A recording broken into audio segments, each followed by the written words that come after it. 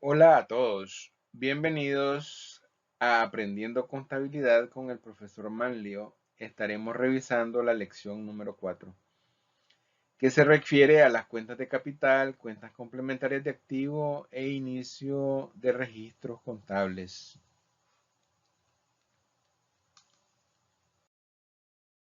Los tópicos que nos tocan revisar en esta lección, la cuarta lección, es el uso de las cuentas de capital. Caso número 1, el uso de las cuentas de capital. Caso número 2, la naturaleza de las cuentas complementarias de activo y un ejemplo de registro de operaciones. Ese sería el temario a revisar en la lección número 4. El caso número 1 se refiere a, a lo siguiente. Tal vez ustedes han oído hablar de los rankings que salen publicados en revistas especializadas en función de quién es el hombre más rico del mundo. Pues. Ahí los mencionan y dicen, bueno, ahora fulano de tal es el hombre más rico del mundo. ¿Cómo lo miden? Bueno, lo tiene que medir la contabilidad, ¿verdad? Y ustedes se preguntarán ahorita qué hace una cuenta de capital, que es una cuenta de balance, eso ustedes ya lo saben, con a la par de dos cuentas de resultados, cuentas de gastos y cuentas de ingresos. Entonces, la respuesta estará en función de lo siguiente. Bueno, habría que pensarlo un poco, pues hacer un alto. Pero la verdad es de que nosotros hemos hablado de estado financiero, hemos hablado de balance general y hemos hablado de estado de resultado. El balance general, activo, pasivo y capital. El capital es el valor residual del activo, es decir, al activo le quitamos el pasivo y llegamos al capital. Pero una empresa se hace para ejercer una dinámica en función de la actividad, ya sea productiva o comercial, ¿verdad? Aquí tenemos que las cuentas de gastos y las cuentas de ingresos se asocian a la cuenta de capital. ¿Por qué? Por lo siguiente.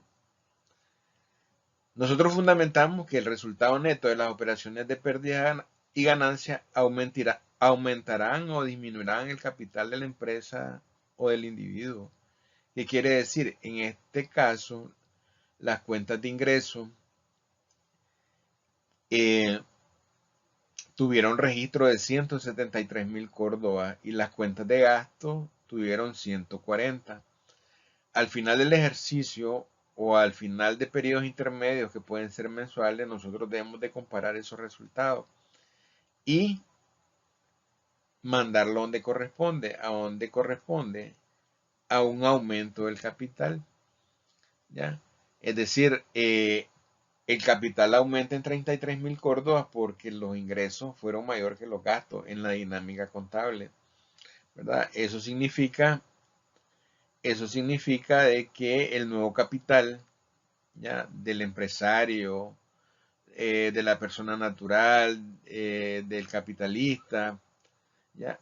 Pasó de 100 a 133.000. ¿Qué produjo los 33.000 adicionales? La dinámica contable, ¿verdad? La dinámica más bien comercial o de servicio que da la empresa y eso produce un aumento en la cuenta de capital. Es sencillo, si los ingresos, ¿verdad?, fueron mayores que los gastos, entonces existe un aumento de capital.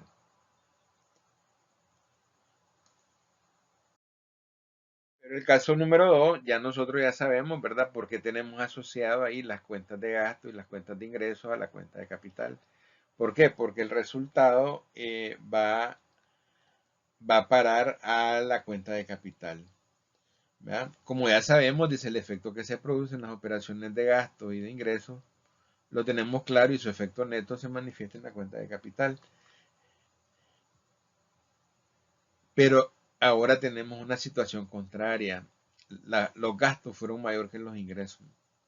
¿Es posible eso en una dinámica comercial o de servicio o industrial? Perfectamente, ¿verdad? ¿Y cuál es el efecto? Tratemos de interpretarlo. Que esa sería una reducción en el capital. ¿Ya? Entonces, ¿cuál sería el nuevo capital? El nuevo capital sería 67,000. ¿Por qué? Porque el ejercicio, la dinámica del ejercicio comercial o industrial o de servicios que mide la contabilidad me dice que en ese periodo se perdieron 33,000 Córdoba. ¿Ya? Entonces el capitalista, en vez de hacerse con más plata, se hizo con menos plata porque perdió de las 100 unidades, de las 100,000 unidades monetarias con que inició el ejercicio, perdió 33 y ahora su capital es 67. Les decía que si ustedes se preguntan que si eso es factible, perfectamente factible. ¿Verdad? Cuando nosotros perdemos o disminuimos el capital, recuerden de que una parte del capital está en los activos. Podría ser de que se haya disminuido el efectivo, se hayan disminuido los inventarios, etcétera. Pues en verdad hay una serie de ocurrencias que se pueden dar en función de la pérdida de ese capital. Entonces, para que fijemos el conocimiento, las cuentas de gasto y las cuentas de ingresos se asocian a la cuenta de capital.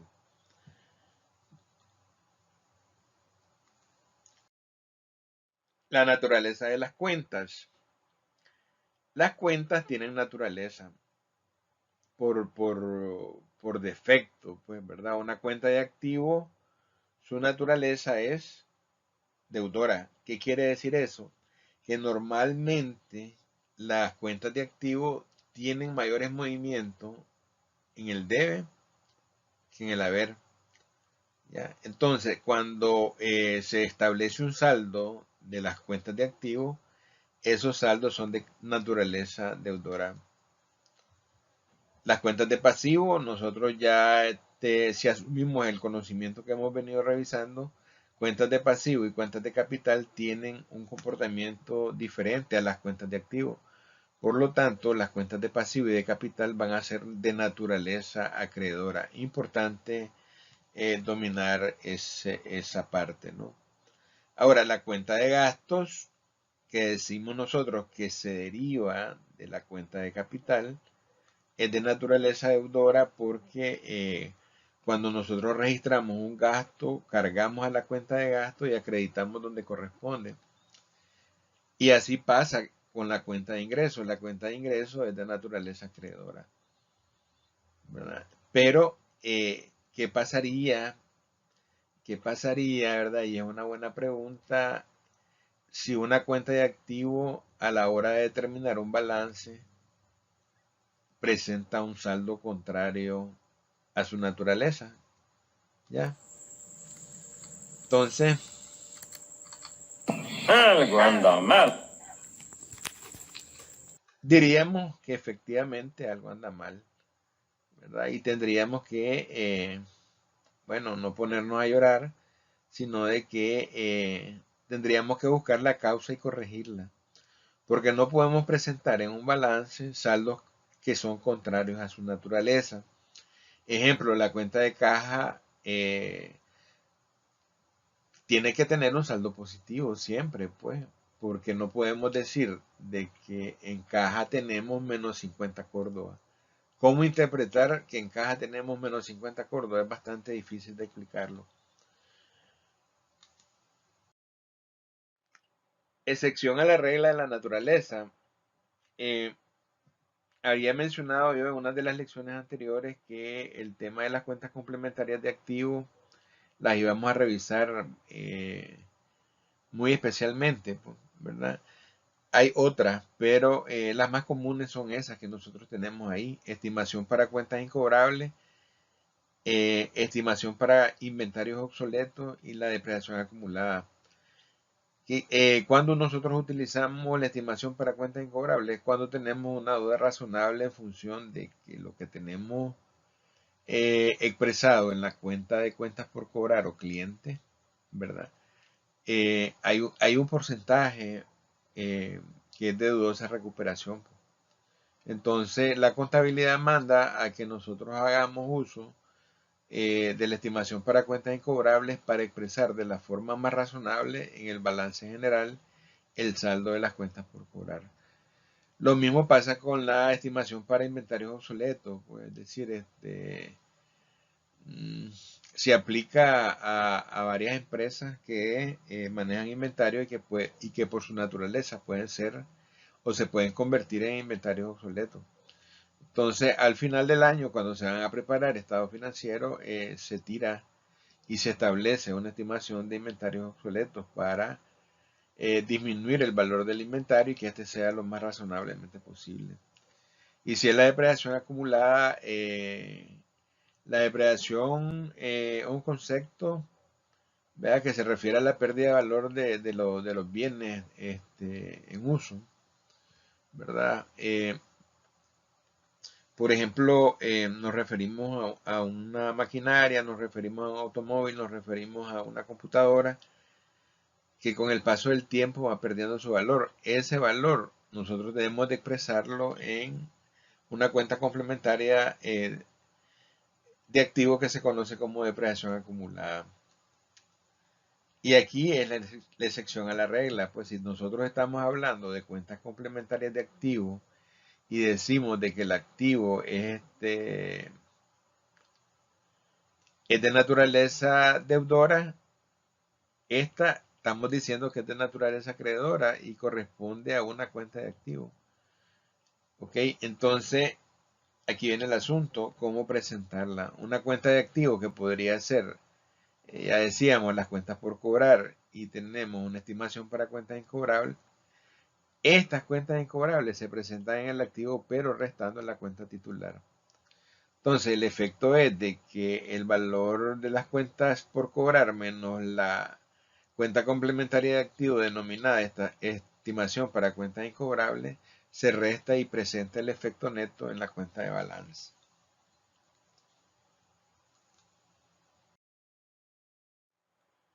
Ok, antes de entrar a las operaciones contables, he querido exponerles allí un pequeño catálogo de cuentas.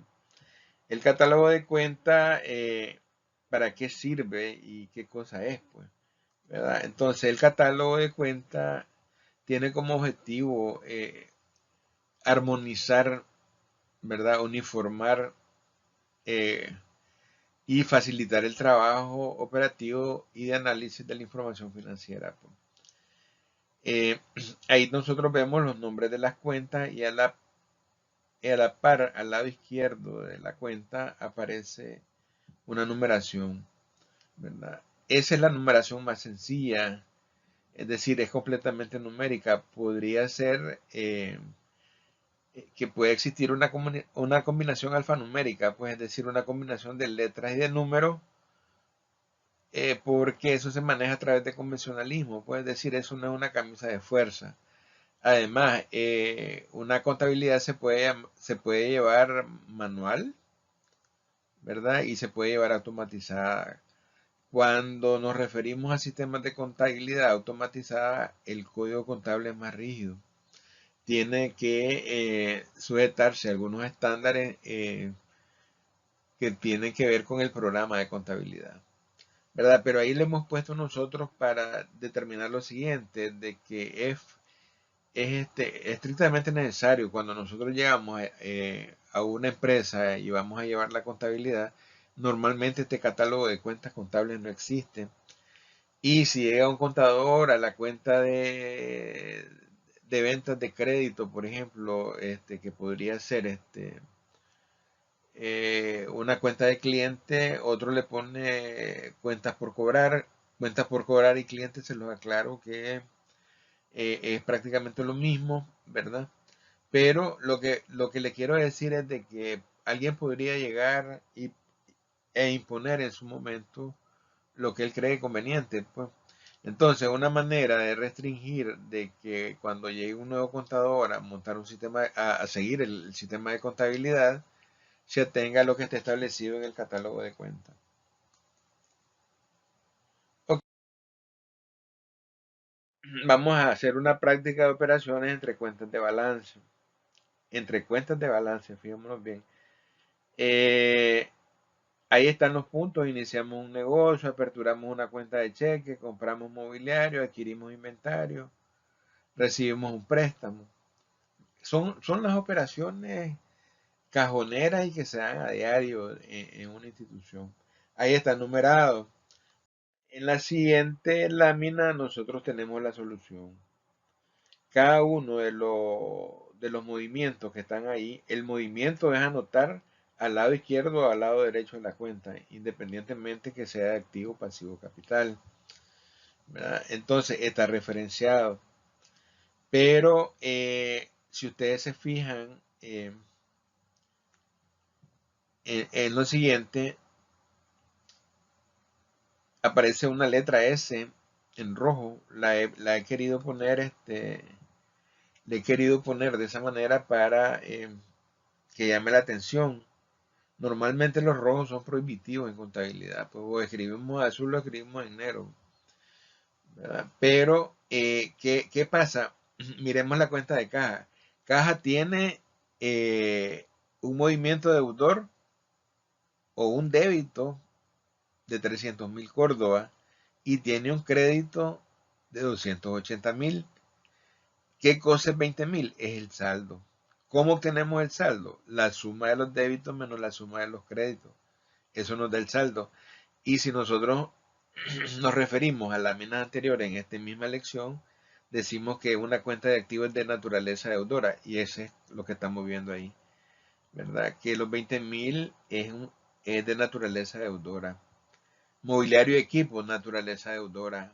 Bancos, se suman todos los movimientos deudores y acreedores y se establece la diferencia. Cuando yo les decía de que es contra natura, por ejemplo, en lo más sencillo, caja, si el débito hubiera sido 280 y tenemos registrado 300.000 al haber, no es posible de que hayamos sacado más plata de la cuenta de caja, ¿verdad? Que la que había. Entonces, la contabilidad va a cuadrar porque hay cargos y abonos eh, que dan sumas iguales, ¿verdad? Pero algo pasa en esa cuenta y hay que analizarla porque no puede ser de que la cuenta de caja presente saldos contrarios a su naturaleza, ¿verdad? Eh, ahí tenemos la solución, sería bueno de que le estudien, ¿verdad? Y miren a ver si efectivamente está bien resuelto por el profesor, ¿verdad? Después tenemos una práctica de operaciones entre cuentas de balance y resultado. En la anterior era solamente balance, ¿verdad? Aquí ya estamos metiéndole un poquito más eh, de, de práctica, ¿verdad? Sumando más la práctica. Porque ya decimos, vendemos de contado, emitimos un cheque para el pago del salario de vendedores, emitimos un cheque para spot publicitario, pagamos el alquiler del local, pagamos salarios de administración, ya son cuentas de gasto y cuentas de ingresos. Como lo habíamos visto en las primeras láminas, ¿verdad? Donde mirábamos de que se podían producir dos efectos, uno de pérdida y uno de ganancia, eh, dependiendo de quién tuviera mayor movimiento en su cuenta, pues, ¿verdad? Entonces, esto lo resolvemos en la siguiente lámina. Ahí está resuelto, ¿verdad? Nada más de que tomamos en consideración la primera resolución de la primera parte del ejercicio, ¿verdad? Y la segunda están en letra, que son los movimientos que corresponden a la práctica de operaciones entre cuentas de balance y cuentas de resultado. ¿Ya? Entonces ahí tenemos un ejercicio resuelto que es muy posible, muy factible, que lo tomemos en consideración para eh, enseñarles a determinar una balanza de comprobación de movimientos y saldo, ¿verdad? Los movimientos ya decíamos que son las anotaciones que hacemos al lado derecho o izquierdo de la cuenta, pero hay una mecánica para poderlo presentar tanto los movimientos como los saldos, ¿verdad? No le decimos que vamos a tener balance ni estado de resultado porque no quiero adelantarme a los acontecimientos. Ahí donde aparece esa manito, si nosotros vemos la literatura del problema, dice que vendemos, ok, registramos la venta, cargando a caja o cargando a cliente, lo que sea, con crédito a las ventas, pero el efecto, hay un efecto colateral, ¿verdad? O de correspondencia unívoca, por decirlo así, puedes decir, cuando nosotros vendemos, sacamos de inventario. Porque ¿qué fue lo que vendimos? Vendimos inventario, pero nosotros vemos ahí que en la cuenta de inventario no hay una salida. ¿Por qué? Porque tendríamos que ver una clase posterior que se llama sistema de registro de inventario. Los que están establecidos en Nicaragua, el sistema pormenorizado y el otro el sistema perpetuo, que sería la próxima clase, para que nosotros podamos, en función de estos ejercicios que vamos viendo, ir estableciendo, dándole un seguimiento de manera tal de que ya podamos nosotros sacar esos inventarios al costo, ¿verdad? Y eso tiene su efecto, pues, ¿verdad? Tanto en el balance general como en el estado de pérdidas y ganancias.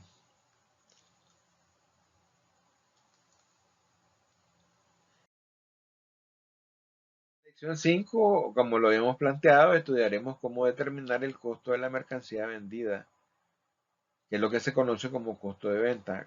Cuando logremos estos, ¿verdad? Podríamos determinar la utilidad bruta de la actividad de ventas.